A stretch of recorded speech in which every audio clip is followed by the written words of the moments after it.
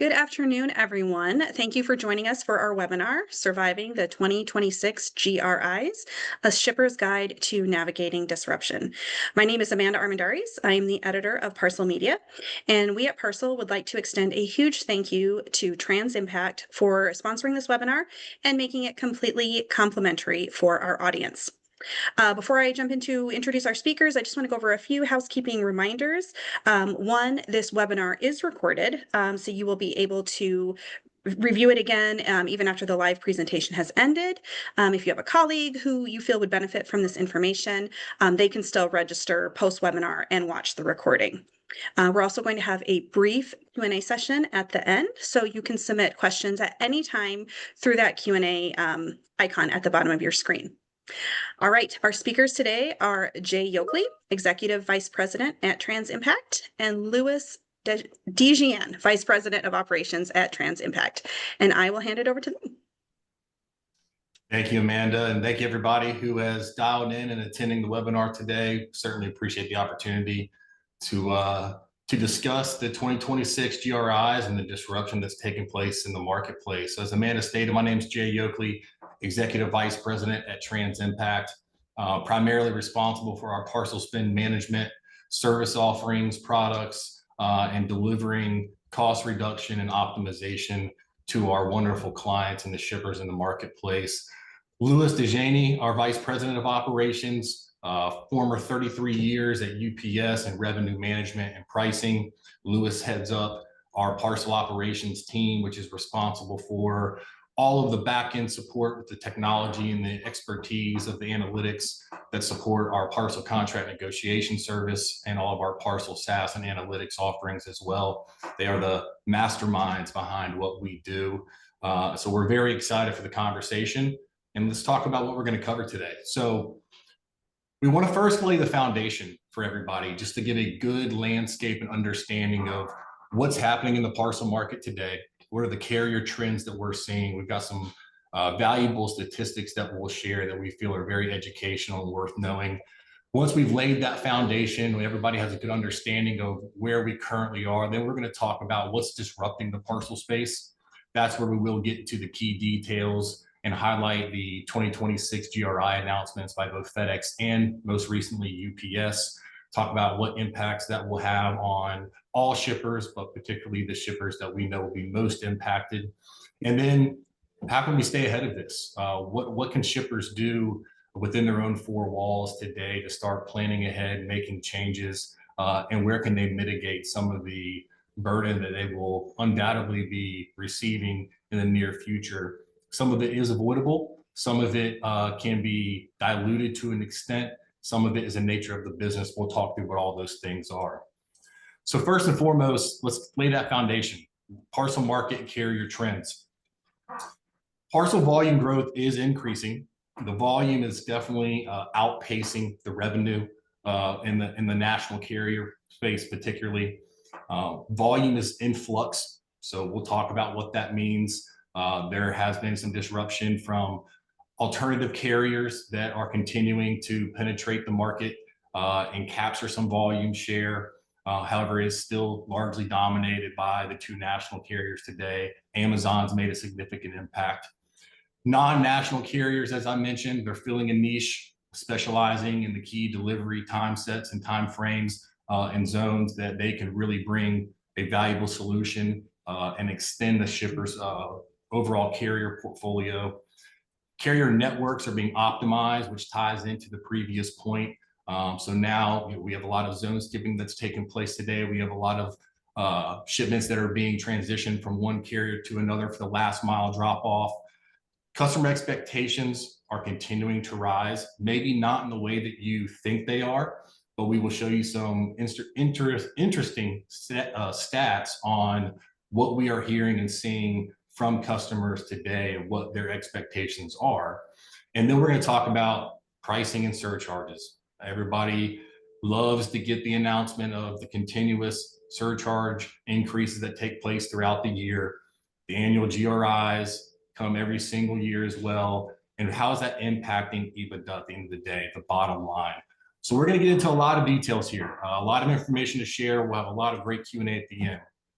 So kicking it off to start, as the parcel volume continues to grow, slower revenue growth signals a more competitive pricing environment. We have seen a very opportunistic parcel market today from a negotiation standpoint.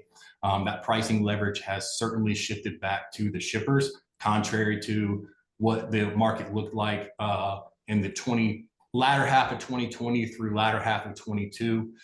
We are now in a more, we'll call it normalized state, and it's normalizing more and more month over month. But 2024 parcel volume increased year over year by 3.4% to 22.4 billion shipments. The projections are that 5% annual growth is going to hit over 30 billion shipments by 2030, and that total carrier revenue in 2024, which reached over 230 billion, is maintaining a sustainable growth of about 2.7% year over year. So Louis, when we're looking at this data and we're analyzing the trends that we see from a volume and a revenue perspective, we see that over the next 5 years, we're just talking about 5% annual growth. What are the key things that stand out to you when you see this data? Yeah, I think if you look at the market trends over time, continuous growth is fabulous for the carriers. Now, what you will see going forward is a bit of a transition, and we'll get into it some of the latter slides. But historically, it was growth with UPS and FedEx and USPS. But when you start looking at the growth and where it's transpiring now, it's really with the non-national carriers, the Ontracks of the world, the smaller local regional type carrier. So there's definitely a transition. Obviously, Amazon as well, which you'll see in a couple of slides. But I think the dynamic is that the growth will continue, but where that growth really happens, you'll see a change there.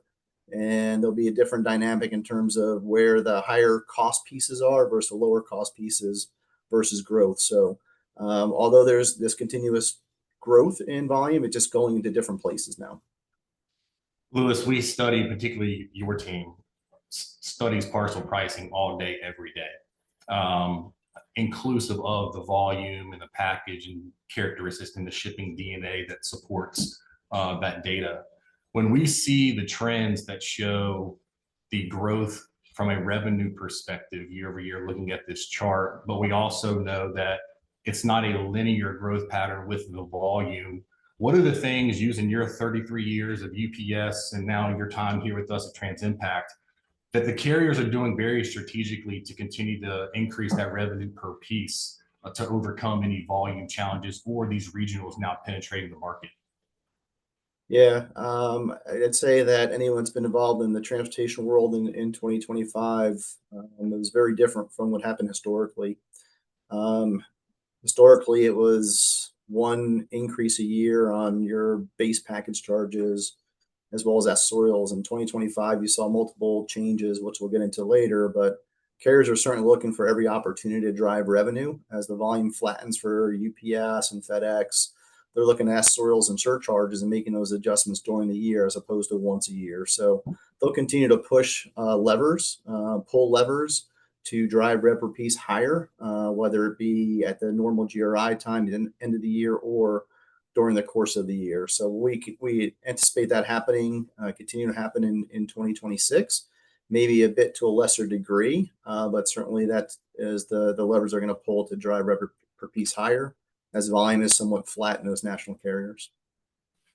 I mean, as we see the FedEx volume slightly start to decline and there's minimal growth reported that we see also from UPS, we know the impact Amazon's had. They're growing very aggressively. We know that the regional carriers are benefiting from a lot of the diversification that's taking place in the market today, particularly on those short haul routes. But this fragmentation creates opportunity for the shippers to really establish a rebalance in the carrier mix. Louis, from what we see every day, what are the type of shipping characteristics that are most intriguing and at best fit for these alternative carriers that are making a name for themselves a little bit more year over year now? Yeah, it varies by carrier and depending on how their networks are set up. But what we see is really looking at more of the residential type deliveries is a target. and certainly lightweight and shorter zone volume is where we see they're trying to gain additional market share from UPS and FedEx. So they'll claim faster time in transit, better service to those end consumers, and that's where they're trying to pull some of that volume from the national carrier. And to your point, Jay, I think there's room for growth in that area. Certainly, there are a lot of new entrants that we'll talk about here as well into the market. But certainly, as a shipper, you got to be very cognizant of who you're selecting to do business with, what technology is required, what does it take to give those additional carriers that volume, and where do you need to give it to them. So it's not as easy plug and play as UPS and FedEx are historically, but there certainly is room in the marketplace for those carriers. We know that UPS and FedEx still dominate the majority of the market share. We understand what's happening with Amazon and these regionals here, but I think the focal point that I want to talk on here, Louis, is a lot of the things that still take place today from a carrier selection standpoint are based on habitual nature that has existed within organizations over a certain period of time. We hear, I've been with UPS for 10, 15 years. That's why we use them. Been with FedEx for the same thing. It's just what we do. And I think part of that is relationships are built, there's trust, there's value, which everybody encourages in the business world. But I think also a lot of this is a lack of understanding or maybe just the inability to access the right information and data that allows these companies to make the right decisions on which carriers they can use and then which ones they should use. Because really any selection standpoint or criteria should be based on a cost to value ratio, not a habit. And so what are the things that you think shippers right now, Louis, really need to focus on when we see the dynamic of the volume shifts taking place? We see what Amazon's doing. USPS is now getting back into the mix, and with these regionals, where's the first place companies should start to understand if they have that ability to implement that alternative solution? Yeah, I think it's an intersection of two things. Number one is, what are those carriers capable of doing? What can they deliver? And how does that match up against your commitment to your customers? Right? Because you don't want to make decisions on looking at alternative carriers and then have them not be able to supply the service your customers are expecting. So I think it's very important to understand their capabilities.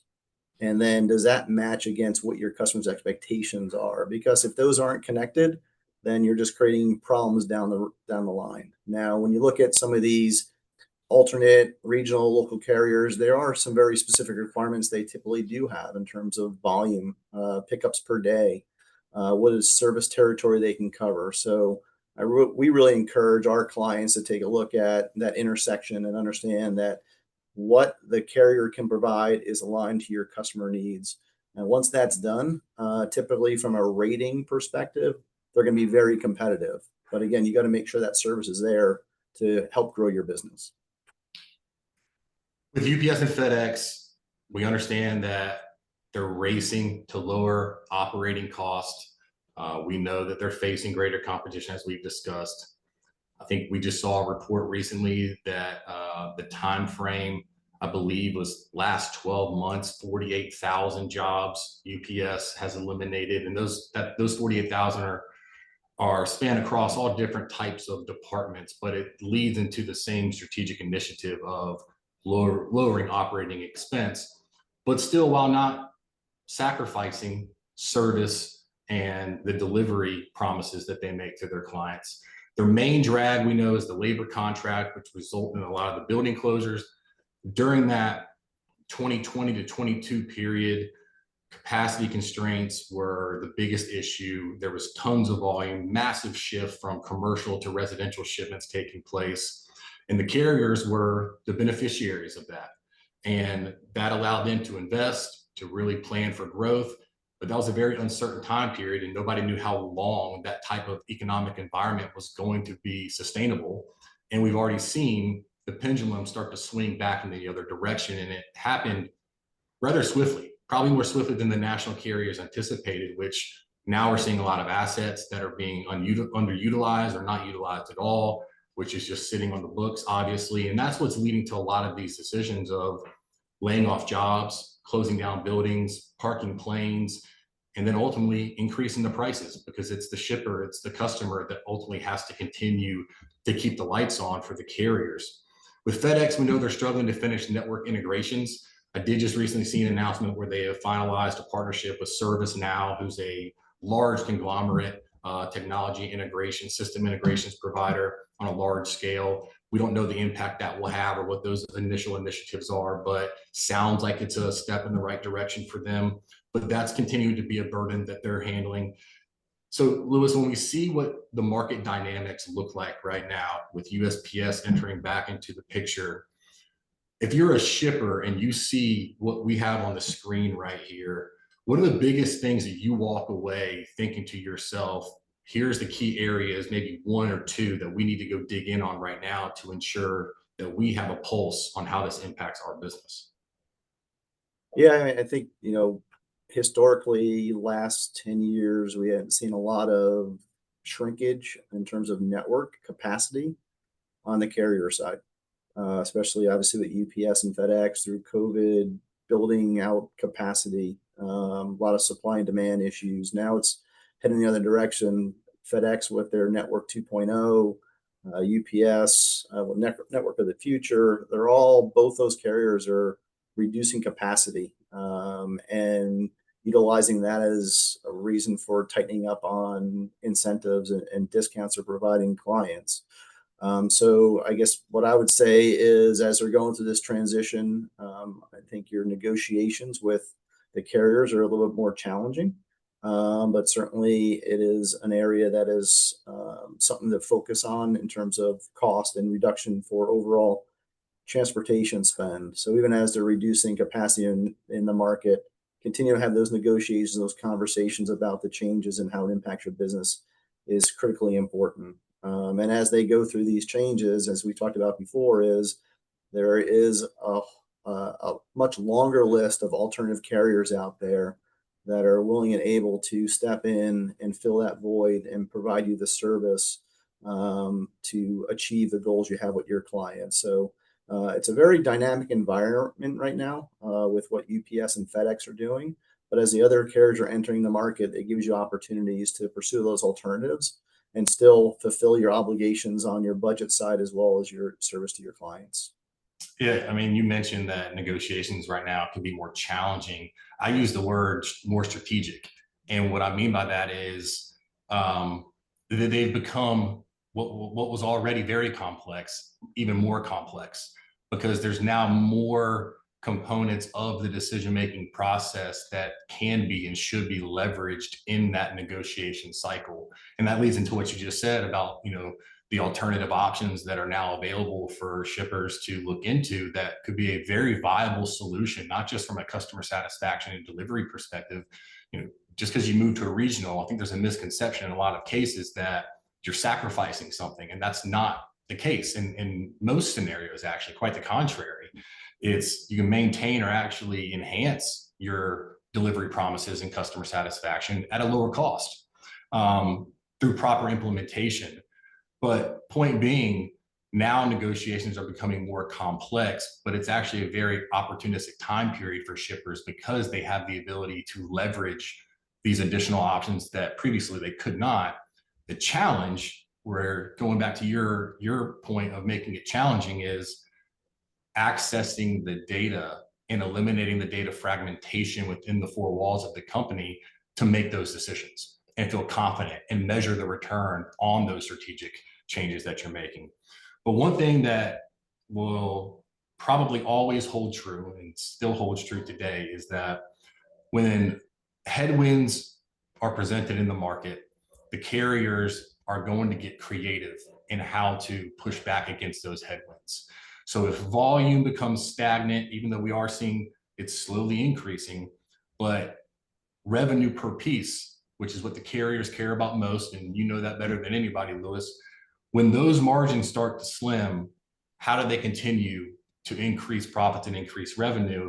And I think every shipper has lived this too many times over. you get continuous price increases. And, you know, what used to be 1 or 2 times a year has now just simply turned into almost every month. It feels like something else is coming out. So Louis, as we walk through this, the off-cycle rate increases are increasingly common. What stands out to you from a new standpoint of what the carriers have always typically done? What are they doing differently now than they haven't in the past? Yeah, and I guess two things. A little bit from the previous slide too. You saw on the right hand side, we talked a little bit about USPS and obviously the new dynamic with UPS remarrying or trying to develop that relationship back with USPS for their ground saver product. So we'll see some interesting changes, I think, there as we go forward. UPS had a very large rate increase because they in-housed all those deliveries, and now looks like it may go back to USPS. So there's another dynamic that's going to change that we got to keep an eye on and make sure we're planning for in the future. And the other piece that I think fits into the next slide as well is, technology. Jay, you talked about technology a little bit before as well, but, in terms of who can you ship with, right? You got to start playing the longer game, look 6 months, 12 months out, and are you capable of utilizing these local regional type carriers? Right. It's not as easy as I said before, UPS, FedEx, it was your shipping system. You kind of turn to switch back and forth. You can do it relatively easily. Right. Now with these other carriers, it's probably a little more challenging from a technology side. But as FedEx and UPS make these changes that you see on the screen here that historically have been once a year, now they seem like they're monthly or at least quarterly. Now you have to have that ability in the future to quickly turn a switch and use a carrier. So I would encourage, shippers to pursue those alternatives, make sure you got technology in place so you can utilize those other carriers, would be one recommendation.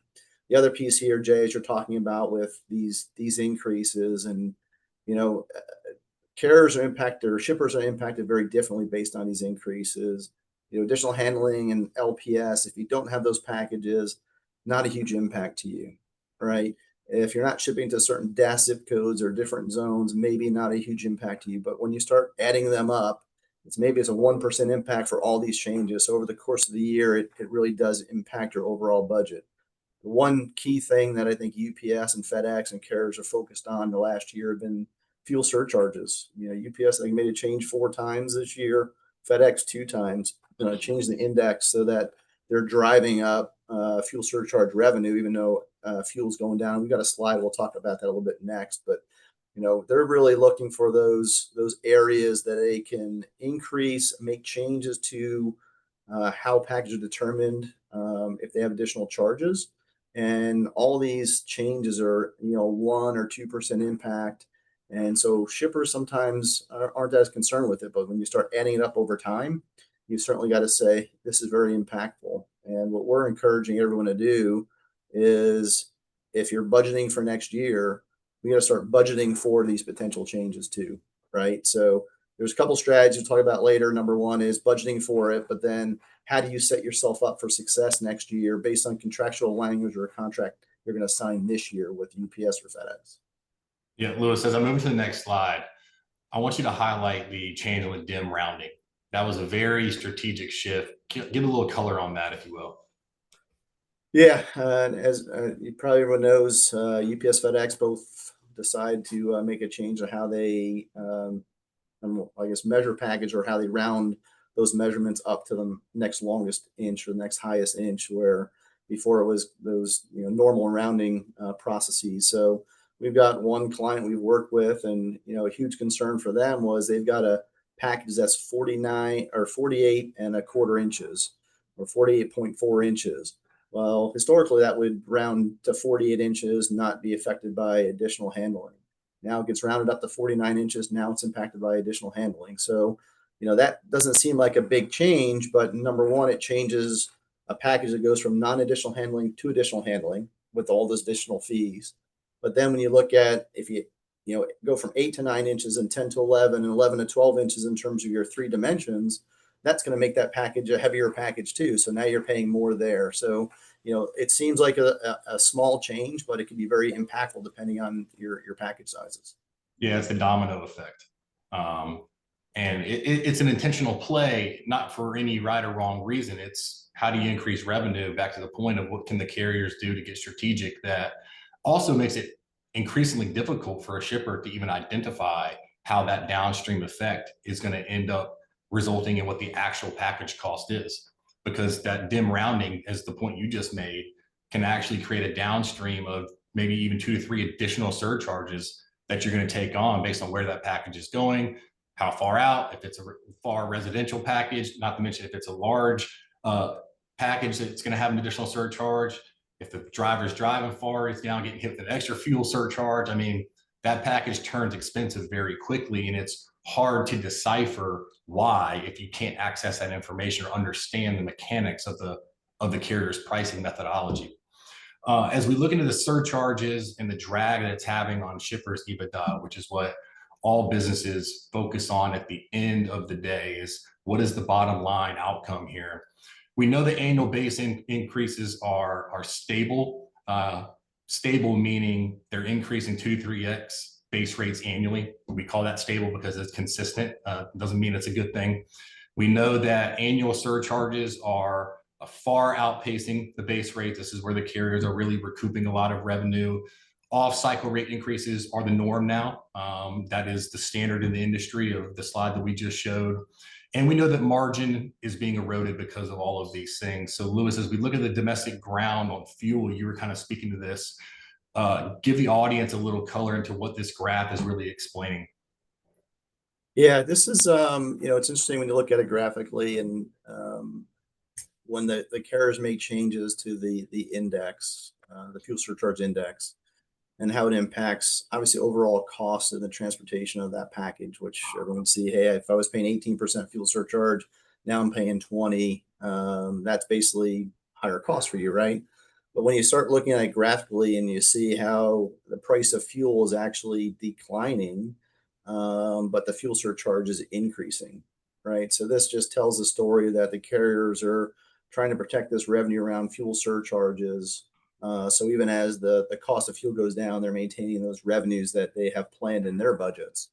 So I don't know where fuel is going into this year, into next year, but certainly these changes that have occurred have been very protectionary from the carriers to ensure that they hold on to those revenue dollars that they had planned for the year.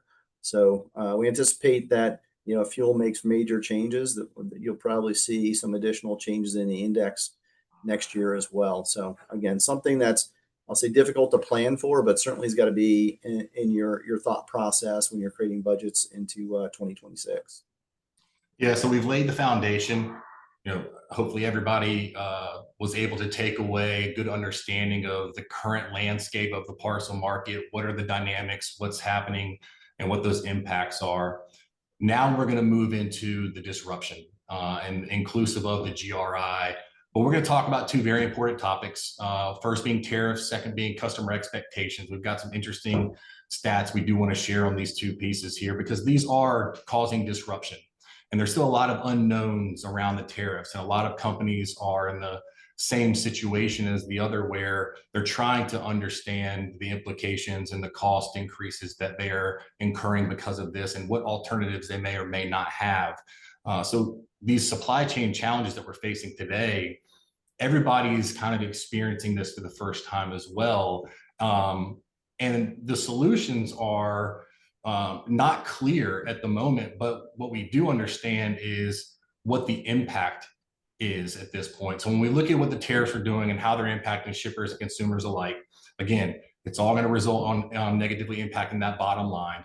We know that small businesses have incurred a pretty significant impact. $67 billion, not a number to slight by any means, or averaging about $90,000 per firm. Medium-sized businesses have added over $82 billion in cost, 3% of their payroll increase. Cost increase have been passed through to consumers. Again, just like shippers end up being the ones that take on the burden of keeping the lights on for the carriers, the consumer of any any company is the one that's ultimately going to pay the price for any additional costs that these companies have to incur that they can't eliminate on their own. And that pass-through is looking about 15 to 20% more as this continues. Now, at the macro level, though, the GDP, employment statistics, and inflation are all being negatively impacted. So all of this looks to be daunting in a sense, right? And now everybody's navigating this. But Louis, when you talk about tariffs, we feel that shippers are compelled to take action to mitigate risk, which again, most are uncontrollable. So few of those actions they can take are what? You're talking about shippers, or you're talking about the carriers, Jay? Well, shippers first, but give your carrier input as well. Yeah, I mean, I think it's obviously challenging for shippers, right? Obviously, there's opportunities if you're importing or export or importing volume.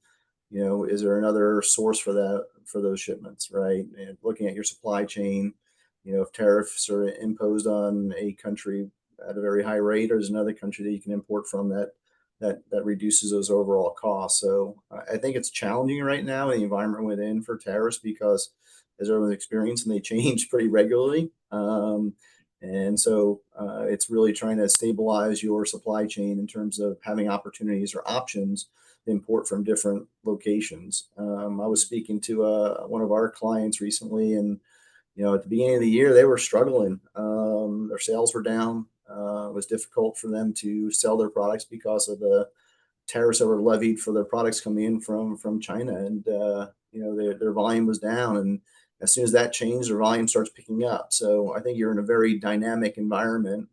Trying to have a supply chain that minimize the impact of tariffs is important, although very challenging. And I definitely realize that. From a carrier perspective, anything that's going to impact them, that's going to drive up their costs, they're going to pass it on to the shipper, whether it's changes in fees for customs clearance, or it is implementing some type of surge fee from certain countries. So I think UPS just added another surge fee for imports from Mexico recently. They'll continue to ensure that any additional costs that they're going to incur will be passed on to the shipper. So they have a pretty quick, easy way in order to recoup their costs by changing their rates. But as shippers, it's a little more challenging because of the supply chain is takes a while to make a change to. Yeah, so let's talk about how it impacts customer expectations. Some things that I think are pretty worth noting here: 62% of consumers expect same-day delivery. We'll call that the Amazon effect. But 90% are willing to wait 2 to 3 days for deliveries for free shipping. So that's a clear indication that, yes, a large percentage still wants to receive their product in the quickest time, but if they can save money, 90% are willing to wait an extra 2 to 3 days. So obviously the priority here says cutting cost rather than speed of delivery. 90% of consumers will abandon shopping carts that have high shipping costs. That is a critical statistic for any organization, particularly in the B2C space, that has not taken any efforts to lower their current logistics and transportation spend, particularly in the small parcel category, because this number right here tells you it's happening on a frequent basis where people are coming to buy from you and making the decision not to, simply because they don't want to pay for the high shipping that you're charging. So it's impacting sales, it's impacting brand, it's impacting customer experience. There's a lot of things that not controlling those costs is going to do to your business here. Now, real-time tracking, at one point in time, real-time tracking was something that companies were seeking and trying to figure out how they could get that visibility. It's table stakes today. You talked about technology earlier, Louis. There's been so many wonderful enhancements in the supply chain logistics space from a technology standpoint that many things, even 5 years ago, certainly 10, that seemed to be transformational, now are just come to work items that every company should have in place from a data visibility perspective. And then flexible delivery options and return policies are crucial. We see that the reverse logistics space and the returns are becoming a significant area of the market that consumers are really paying attention to and making buying decisions off of return policies. And then the insights that, regarding profitability down to SKU level. Companies have to get out of the mindset of cost per package and look at it from a margin per package standpoint. How profitable are you what is the actual cost of that package, not the expected cost, the actual cost, and what is the true landing margin on that SKU based on all factors incorporated from sales price to transportation cost. Those are the things that companies have to pay attention to. So Louis, is there anything on here, let's move to the next slide, that jumps out to you that you want to call out? Yeah, and I think not specifically here, Jay, but I think it's also important as a shipper to say before, understand your clients, right? These surveys are very, very good at pointing in a direction of what is important, what's happening in the market.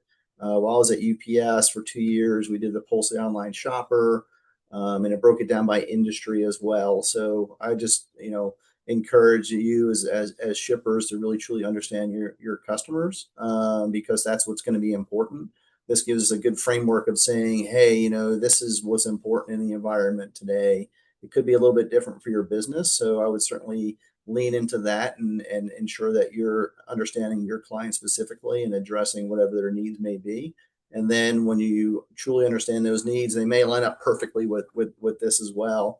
Then you can set your strategy going forward to say, okay, I can use this carrier, this carrier, this carrier, right? How do I set up my portfolio of carriers to meet the needs of my customers?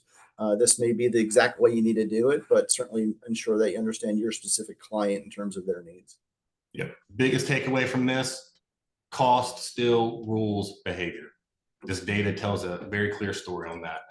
All right, Louis, we're going to now move into the highlight, the title of this webinar, and that's the 2026 GRI. FedEx made their announcement first. FedEx just recently made their announcement. So let's dive in.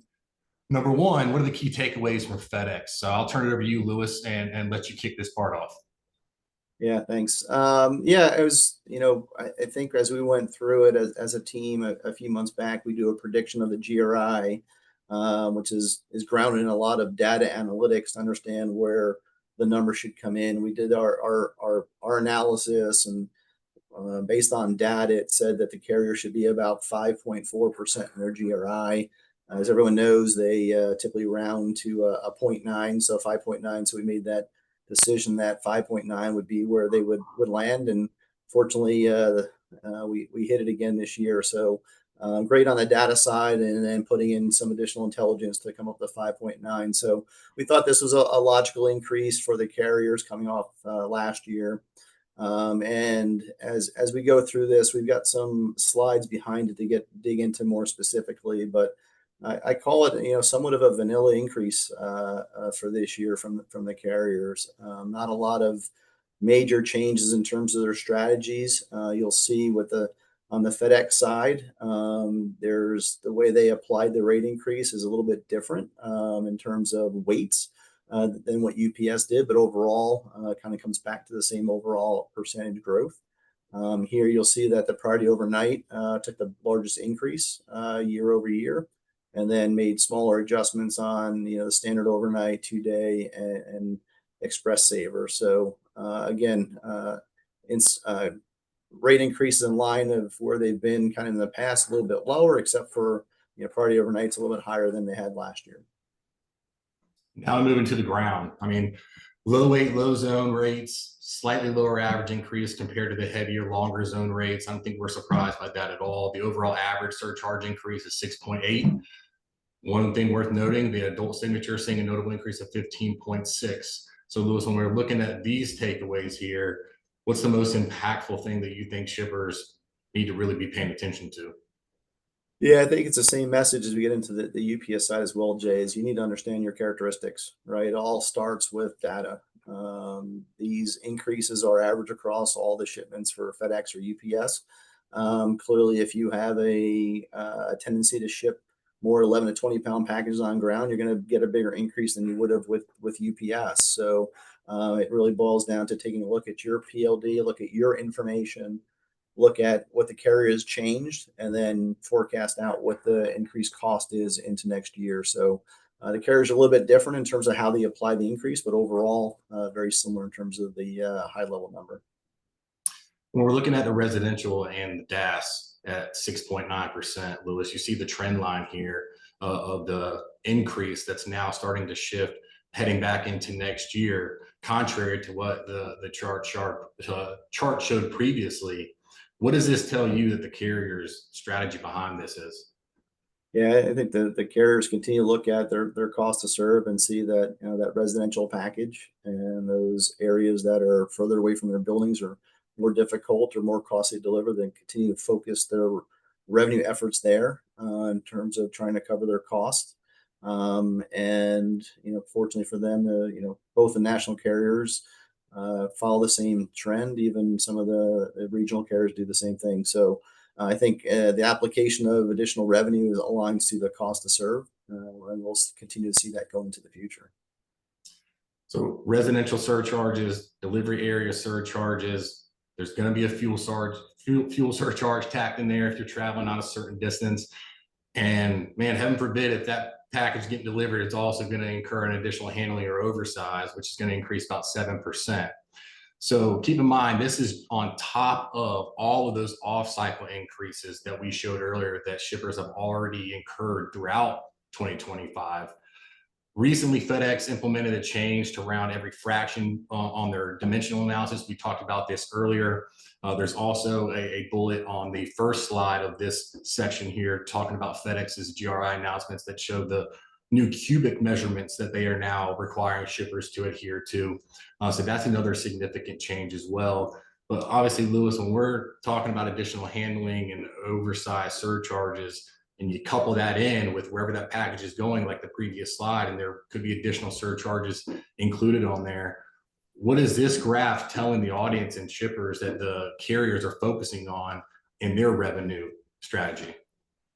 Yeah, certainly is cost and ensuring they cover those costs. So as a shipper, you've really got to evaluate where these additional handling and oversized charges are coming from, and is there a way to mitigate those?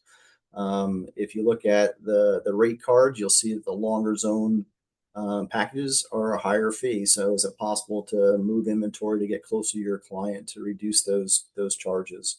They continue to hit this with pretty large increases. This year is lower than in the past because of what they had done last year. But now you've got a change in terms of what qualifies for additional handling and LPS, being cubic dimensions, as well as for oversized or LPS with UPS, anything above 110 pounds will now have that surcharge. So clearly this is a package that's going to continue to get more and more expensive. So as a shipper, the evaluation of where those are being shipped from, is there a way to reduce package sizes, is really going to benefit you in terms of your overall cost. Yeah. So as we kind of round out the key takeaways from the FedEx piece, and we're going to transition to UPS, who just recently announced theirs as well. We understand here that the average increase percentage for each main base level service is lower in 26 than it was in 25. However, overall average surcharge increases is up 72%, with long zone LPS increasing by up to 10%.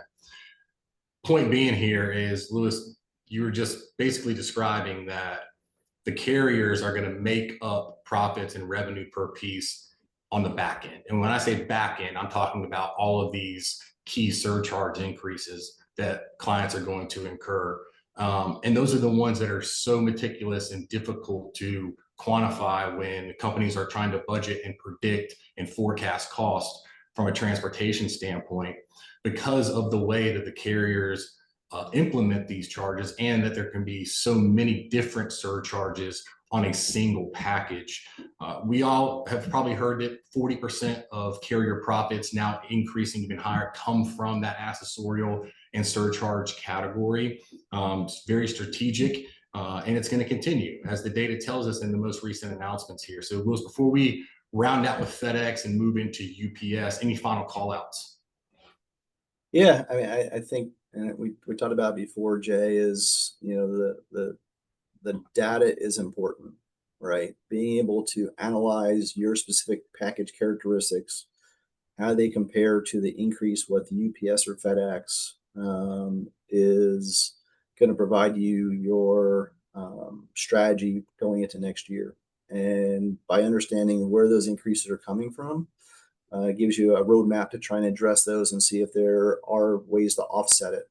whether it be through negotiations or changes in terms of how you're doing shipping or changes in the product mix that you're selling to your clients. So as these packages, and Jay, you were focusing a little bit on additional handling LPS, as these get more and more expensive, right, then it's that profitability question you've got to say, okay, is it still beneficial to sell that to my clients, number one, and then what is the price point in terms of shipping that I need to pass on to them? So as you know, every time we go into a new GRI, new rate increase, really that evaluation based on your data is critical to set your strategy for 2026 or following years. So now we're going to move into UPS. They were patient in their delivery of the GRI after FedEx announced theirs well before. But average increase for main service is lower in 26 than it was in 25. Same takeaway that you heard on the FedEx side.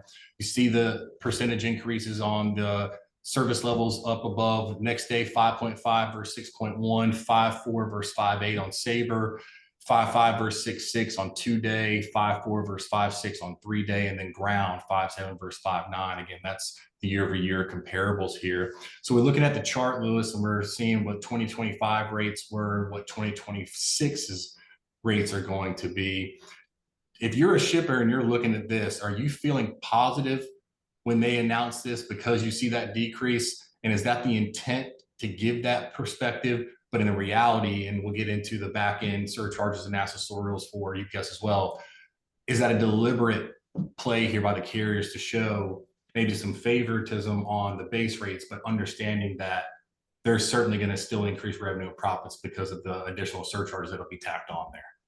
Yeah, I mean, I think there's definitely I'll say somewhat of a good story here that on the per package, the base rates is not as aggressive as previous years, but you have to also think about what happened throughout the whole course of 2025 in terms of the increases. So when you add all that together with this increase, it's pretty substantial, right? So you can't look at just one increase at a time. You got to look at it across the board. And also the expectation is, hey, UPS or FedEx may make more changes in the first quarter of 2026. Already they are putting in the cubic changes and the 110-pound change in January. So that'll be hitting January going forward. So while these look a little bit lower, you know, what's going to happen in 2026 for other changes. So that's why I'd look at it, Jay. Yep. Domestic air increasing was higher, 1 to 5 pounds at 6.2, 11 all the way through 70 pounds at 5.8 compared to 6 to 10 and 71 and above up to 99 pounds with a 4.9% increase. And you can see the ground averages on the right side of the screen here. So Louis, as we're going to now move into the average surcharge increases next for UPS, anything from a domestic air perspective or ground perspective here that is outside of what we've already discussed on the previous slides? Yeah, I think the only difference is the application of the changes that UPS versus FedEx, right? We saw before 11 pounds, 11 to 20 was more aggressive on the FedEx side. The heavier weight was more aggressive on the FedEx side. UPS is a little bit different in those weight groups, but now they've got higher increases in the lighter weight packages. So really depending on your characteristics, there'll be different impact between UPS and FedEx. So now we'll move into key takeaways on surcharge increases. Average surcharge increase 7.2%. Long zone LPS increasing by up to 10%. Additional handling, large packet surcharges increasing about 7.1%. But keep in mind, again, you just said it, Louis, this is on top of the off-cycle increases that were incurred during 2025. So although on paper, you see that year over year, 25 versus 26, base rate increases have gone down, that doesn't necessarily mean that the cost burden that these companies are going to be incurring is less than it was entering 25 versus 26 because of everything they've already had to take on throughout this calendar year. So it's always about looking at the full picture and understanding all the pieces that are on the chessboard, not just isolating your data analysis and segmenting into snapshots of time throughout the year and what the carrier is announcing at that given time. You have to add all that up and calculate what that ongoing cost increase looks like from all that compounding change that the carriers make. We're looking at the average increase on Resi and DAS 6.7. So Louis, as we're looking at this screen here, a lot of call outs on additional handling and large package from both carriers. Pretty standard, right? Whatever one announces, the other is typically going to follow suit or be in the very similar arena as to what those announcements are. But why do you think we're putting so much emphasis, the carriers, on these additional handling of large packages? Yeah, the first piece, I know UPS made an announcement early in the year for a change in terms of the cubic. FedEx didn't follow right away. FedEx then announced it. Now UPS is following what FedEx is doing. So again, it's how the carriers react to each other, and it's pretty easy to follow that. In terms of why these changes, number one, I think they're a little bit lower than expected. Part of that is because you're changing what qualifies as additional handling or LPS packages. So there's going to be more packages, and that means more revenue to the carrier. So that could mitigate why they didn't increase as much as we probably would have predicted. But clearly, the longer zone packages take on a higher burden in terms of cost because of traveling across a network, and the multiple buildings the package goes through drives additional cost. That's a little bit different based on a network of UPS versus FedEx. FedEx historically has looked better in terms of moving that through an automated facility than UPS is. But as UPS builds out those hubs, they'll continue to get better at it. But I think the core thing here, Jay, is longer packages that are larger additional handling type packages are going to continue to get hit with higher charges so the carrier can cover the cost. Louis, we've laid the foundation of what the parcel market looks like today. We've talked about the disruption that's taking place, what the GRI announcements are, what the specific call outs within those announcements look like, and what those percent increases are that shippers will be incurring. Now, let's talk about how companies and shippers can stay ahead of the curve and take action and make some impact to offset some of these things. So the very first is probably the most obvious, although it's easier said than done based on the complexity of carrier agreements, and that's knowing your carrier agreement inside and out. Early termination language, minimum volume commitments, accessorial terms, the big call out on the accessorials, standard parcel agreements, 156 weeks. It is becoming increasingly more common that we see carriers try to slide in language in these agreements that will allow accessorial and surcharge discounts, whether it be specific to peak or demand, or at any point of any surcharge, expire maybe 24 months into that agreement or 12 months. So what's happening is the carrier, we call that a short-term loss for a long-term gain. They strategically build these pricing agreements, and the shipper then signs that agreement. It's a 3-year agreement. However, at the end of year 2, that shipper loses significant surcharge discounts that are very impactful for their business. And that's the carrier strategy of that long-term gain, knowing those first 2 years, margins may be slimmer than they would like, but they're going to recoup that in the 3rd year and ongoing. So these are just small nuances that must be paid attention to. Benchmarking your data, having a comprehensive analysis conducted on your current parcel spend to understand where you stand today versus what is market appropriate for your business. How can you mitigate and offset all these off-cycle charges, these GRI increases? And do you have the right rates that you should have? Are your base rates market appropriate? Are your minimum reductions also market appropriate? Does you no good to have a great base rate discount that you're not even able to actually achieve because your minimums are not at a market appropriate level, and you're actually only realizing just a fraction of what that actual base discount says that's in your agreement. So it's the minimum that people have to also pay very close attention to. Be aggressive in the negotiation cycle and monitoring these agreements. We talked about this earlier, Louis. Yes, it can be more challenging today, but it's a more opportunistic environment for shippers to take advantage of. They have more options. There are more complexities they have to pay attention to and incorporate into that negotiation cycle. That's all the things we mentioned, all these changes as it relates to the cubic dimensions, the rounding of DIM, all these increases to these accessorials, particularly fuel, additional handling, large package. These make it more difficult to understand the negotiables and the levers that are important to pull on in your negotiations. but you have to get your arms wrapped around that data or utilize companies that can help you do that to keep a close eye on this, particularly with all of the continuous changes that take place now in this next bullet of these off-cycle increases. You got to mitigate these. You're absolutely able to do so. Everything is negotiable. Just because the carriers announce that they're going to increase your price, you have the exact same right to do the opposite and work with them to decrease that proposed increase they're putting on your desk. So you can remove certain language in agreements. That's something else that we're seeing happen a lot more of now, where, well, I shouldn't say a lot more, but we've seen it start to happen. The carriers are implementing language within the T's and C's of that pricing agreement that does not allow, or the intent is to not allow that shipper to reopen a negotiation during a certain time frame of that new given pricing agreement. And that's something that gets removed if found, if called out.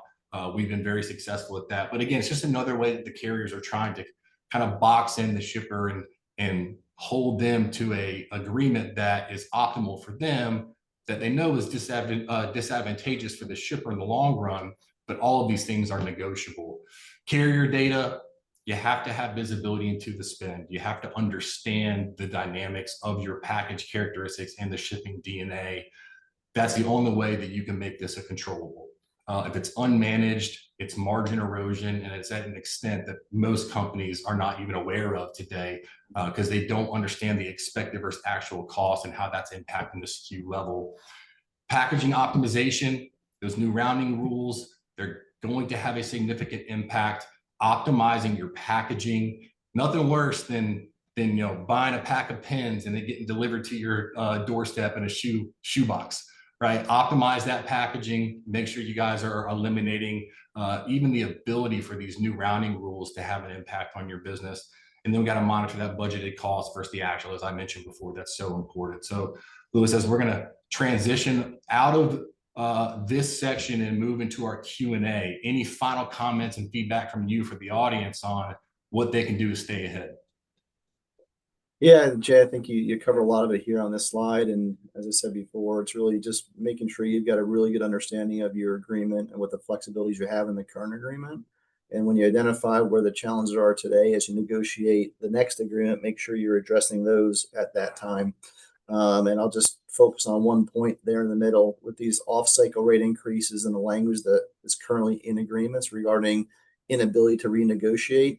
That is certainly something that to push back on carriers with, because historically it didn't happen, but now it's happening very frequently. And based on the language and the cost to get out of a contract, it's very important that you address that with the carriers as you are renegotiating. Data visibility and data-driven decisions are the only way to stay ahead. It's point blank. Data visibility is your best defense. So that's going to round out this section. Amanda, I see you've joined us back. So we're going to move into our holding slide and we're going to take some Q&A from the audience.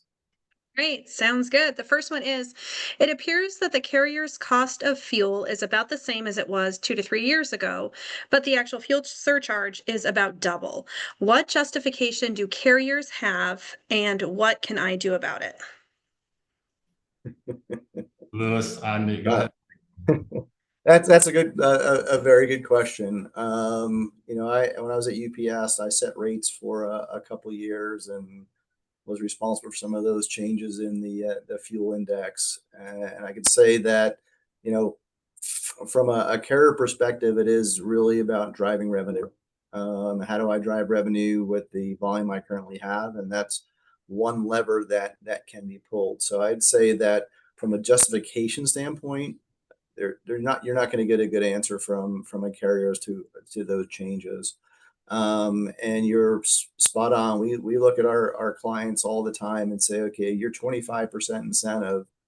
Now you need a 35% incentive to get that same fuel surcharge, even though the fuel price is exactly the same as it was 6 months ago, 8 months ago. So it's definitely an area where carriers are also willing to negotiate. And what I always press on is you need to supply the data, build the argument as you're asking the question. Hey, the fuel's the same as it was 2 years ago. I'm paying a lot more. Tell me why I should be paying more. So it's a logical argument to have with a carrier. You lay it out and then ask them to do something about it. And again, you have alternatives out there as well. So make sure you're open to other carriers if your current carrier isn't willing to make any adjustments. Right, it's almost time to wrap up, but I think we can get one more question in, and that is, do you have any suggestions for the best way for me to try and budget for all of the changes in cost that are happening with FedEx? Yeah. I think. Go ahead, Louis. I'll Yeah, cap. I'll start, Jay, and you can finish it. Number one is, and we do this, and it depends on your analytics team at your organization. How can you calculate this? But we do it for all of our clients. You look at their specific characteristics. We bounced off of all the changes, and we tell you exactly what your increase is, and it's never 5.9%. I can tell you that. It's going to be 6.2, 6.4%. So that's kind of the starting point of where you want to start budgeting for the next year. Then we go back and look at, okay, what off-cycle things happened last year? What do we think is going to happen into next year, and how much do you want to increase that? To me, it's going to be another probably 2 to 3% increase above whatever your GRI tells you.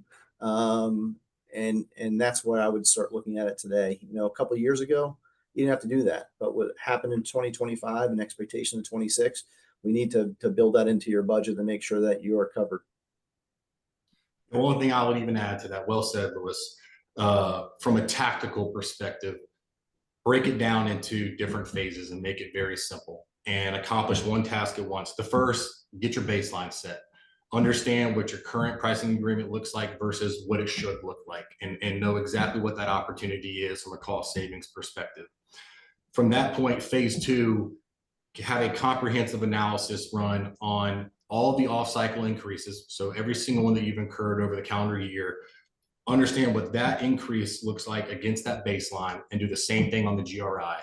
And now you can understand exactly from a year-over-year perspective, here's the baseline, here's where I should be if I had market appropriate rates in place, and this is what my spend would be. Here's the cost increase I've incurred from the off-cycle increases. Here's the cost increase I would be taking off from the GRI.